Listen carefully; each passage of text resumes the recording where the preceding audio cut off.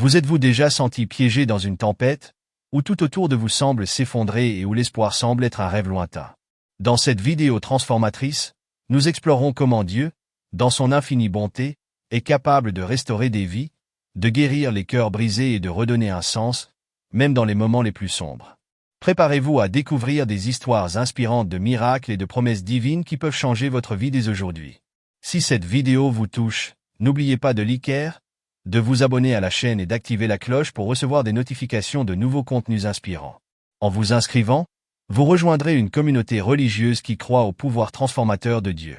De plus, écrivez dans les commentaires comment nous pouvons prier pour vous ensemble, nous pouvons partager des miracles et répandre l'espoir.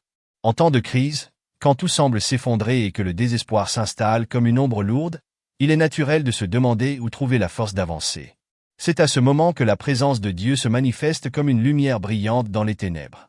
C'est lui qui promet de restaurer ce qui a été perdu, de donner un nouveau sens à ce qui semblait irréparable et de transformer les tragédies en témoignages puissants. Les Écritures regorgent d'exemples d'interventions divines en période de désespoir. Psaume 34, 18 nous le rappelle. Le Seigneur est proche de ceux qui ont le cœur brisé et sauve ceux dont l'esprit est brisé.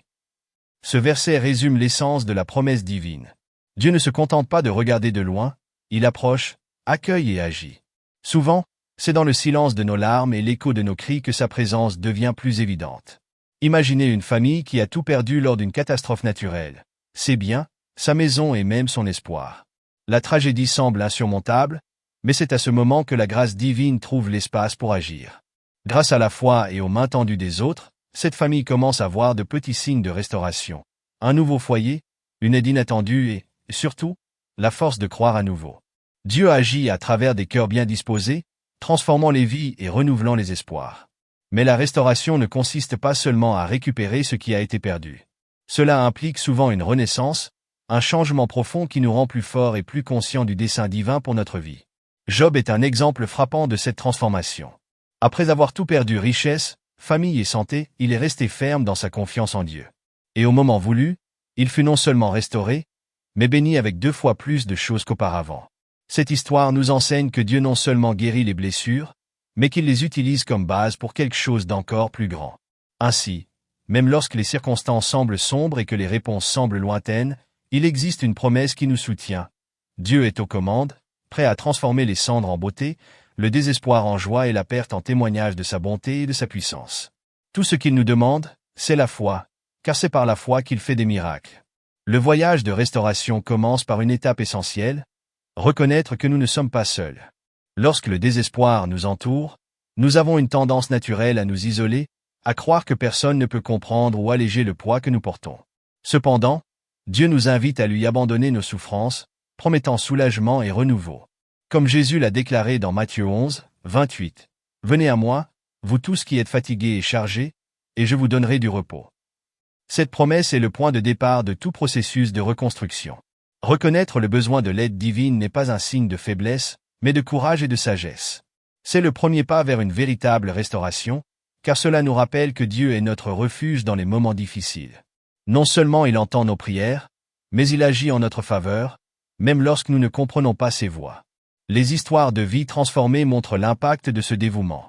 Prenons l'exemple d'une femme qui a perdu son emploi, sa maison et sa stabilité émotionnelle au milieu d'une crise financière. Lorsqu'il lui semblait qu'il n'y avait aucune issue, elle se tourna vers Dieu, lui donnant toutes ses inquiétudes. Au fil du temps, des portes inattendues ont commencé à s'ouvrir, une offre d'emploi, le soutien d'amis et la force intérieure de recommencer. Sa foi est devenue le catalyseur de la restauration que Dieu préparait déjà. De plus, abandonner nos luttes à Dieu nous permet de faire l'expérience d'une paix qui transcende les circonstances. Philippiens 4, 6-7 nous encourage à tout apporter à Dieu dans la prière, en promettant que la paix de Dieu, qui surpasse toute intelligence, gardera vos cœurs et vos pensées en Jésus-Christ.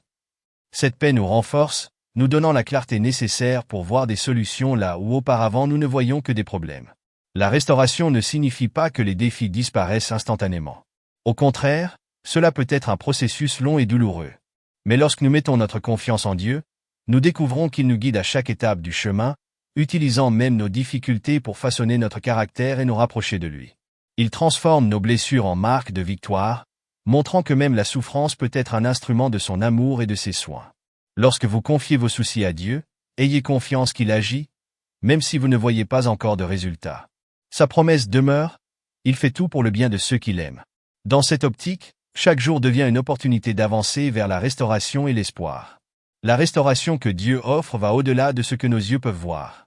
Il ne s'agit pas seulement de récupérer des biens matériels ou de parvenir à des solutions immédiates aux problèmes, mais d'une transformation profonde et complète qui implique le cœur, l'esprit et l'âme.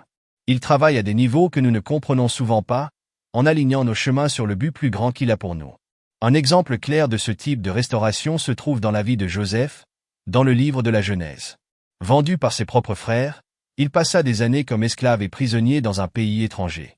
Tout semblait perdu et le désespoir aurait facilement pu le consumer. Cependant, Joseph a maintenu sa foi en Dieu, croyant que, même au milieu de l'adversité, il existait un plan plus ambitieux en action.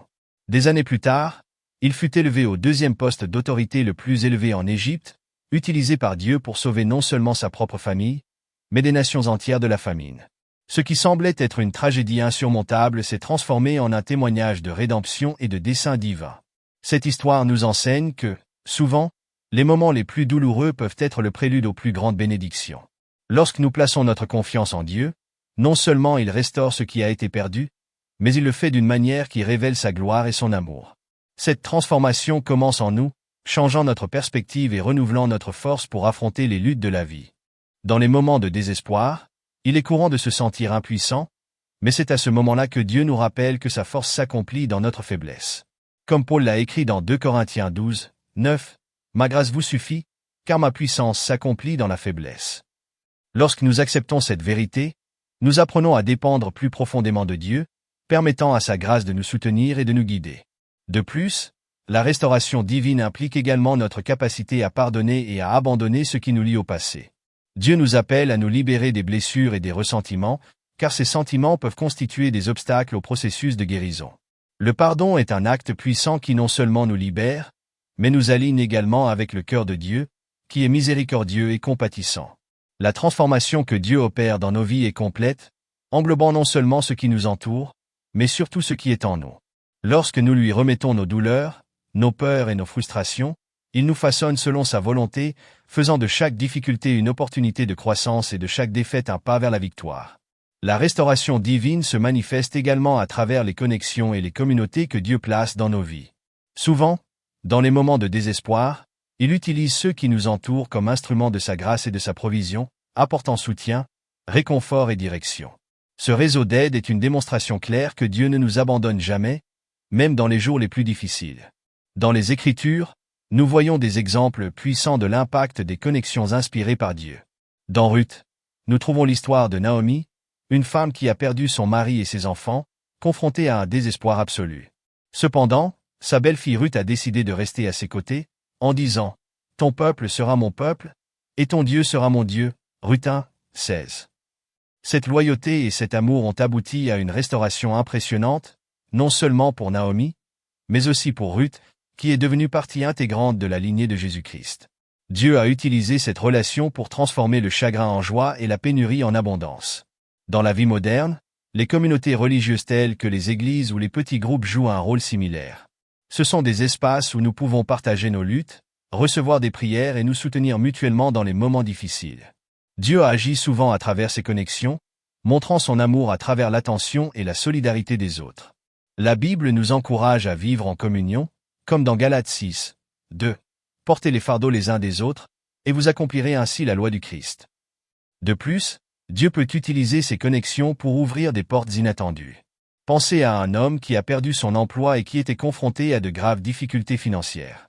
Il a commencé à participer à un groupe de prière, où il a trouvé des personnes prêtes à l'aider non seulement spirituellement, mais aussi pratiquement, en lui recommandant des opportunités d'emploi et en lui offrant un soutien émotionnel.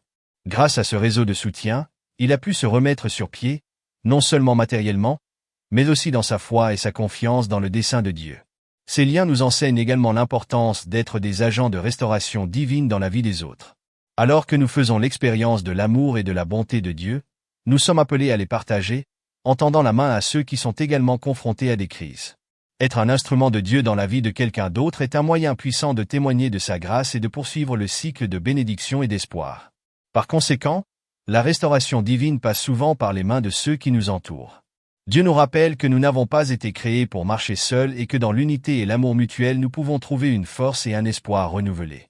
Ces relations, alignées sur le dessein divin, sont des témoignages vivants que Dieu œuvre en toutes choses pour le bien de ceux qui l'aiment. La promesse de restauration de Dieu ne se limite pas au présent. Cela pointe également vers l'avenir, où l'espérance éternelle est le point d'ancrage de ceux qui ont confiance en lui. Alors que nous traversons des temps de crise et de désespoir, il est essentiel de se rappeler que les difficultés auxquelles nous sommes confrontés ne constituent pas la fin de l'histoire. Dieu nous invite à regarder au-delà de nos circonstances immédiates et à fixer nos yeux sur sa promesse de vie éternelle et de plénitude. La Bible nous donne une image claire de cette espérance dans Apocalypse 21, 4. Il essuiera toute larme de leurs yeux. Il n'y aura plus de mort, ni de tristesse, ni de cris, ni de douleur, car l'ordre ancien est passé. Cette promesse nous rappelle que peu importe ce à quoi nous sommes confrontés aujourd'hui, il existe un avenir garanti où la douleur sera remplacée par la joie et où la perte cédera la place à une restauration complète. Cet espoir éternel nous soutient non seulement dans les moments difficiles, mais transforme également la façon dont nous affrontons l'adversité. Cela nous donne une perspective renouvelée, nous permettant de voir chaque défi comme une opportunité de maturation spirituelle et de croissance dans la foi. Dans Romains 8, 18, Paul nous encourage. « Je considère que nos souffrances présentes ne peuvent être comparées à la gloire qui nous sera révélée. » Savoir qu'il y a un but éternel dans chaque lutte nous donne la force de persévérer. De plus, la promesse d'une restauration éternelle nous rappelle que Dieu ne se soucie pas seulement de nos besoins terrestres, mais qu'il se soucie aussi profondément de notre âme. Il nous appelle à vivre une vie de communion avec lui, confiant que tout ce à quoi nous sommes confrontés ici fait partie d'un plan plus vaste visant à nous façonner à l'image du Christ. Comme nous le lisons dans 2 Corinthiens 4, 16-17, c'est pourquoi nous ne perdons pas courage.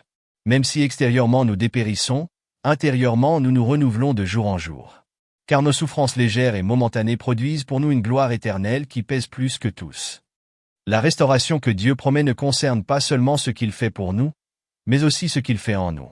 Alors que nous affrontons les tempêtes de la vie, nous sommes transformés, apprenant à lui faire davantage confiance et à dépendre de sa grâce.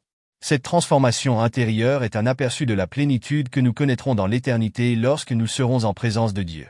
Par conséquent, en temps de crise, rappelez-vous que Dieu prépare quelque chose de bien plus grand que ce que nous pouvons imaginer. Il nous invite à lui faire confiance, à nous reposer sur ses promesses et à vivre les yeux fixés sur l'espérance éternelle. C'est cette espérance qui nous donne le courage de continuer, la force de vaincre et la certitude qu'une restauration complète a déjà commencé dans nos vies et sera pleinement révélée au temps parfait fixé par Dieu.